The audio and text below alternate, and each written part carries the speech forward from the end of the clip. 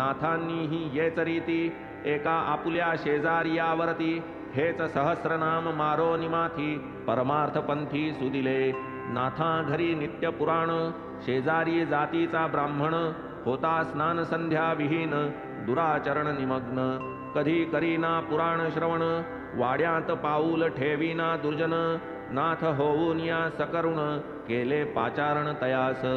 उंचवर्णी असोनी जन्म वाया जातो हे जाणोनी वर्म नाथास उपजली कृपा परम कैसा हा उपरम पावेल।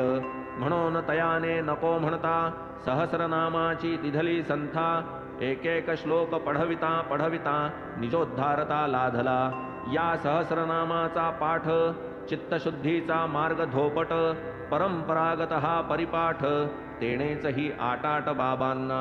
तो आले रामदास जलद घेऊनी सोनामुखी अगद अण्णा उभेच कळीचे नारद वृत्तांत साध्यंत कळविला। आधीच रामदास आतताई वरी नारदाची शिष्टाई मग त्या प्रसंगाची अपूर्वाई कोण गाईल यथार्थ।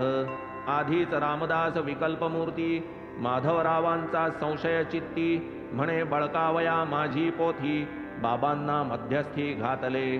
सोनामुखीची वार्ता विसरला माधवरावांवरी घसरला वृत्ती प्रकोप अनावर झाला उदंड वरसला वागडंबर।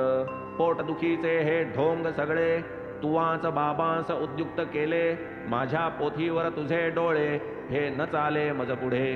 नावाचा मी रामदास निधडा पोथी न देता गुणा धडा पहा हे मस्तक फोडीन तुझ पुढा घालीन सडा रक्ताचा। तुझा माझे पोथीवर डोळा स्वयेच रचूनिया कवटाळा घालिसी सकळ बाबांचे गळा नामा निराळा राहून।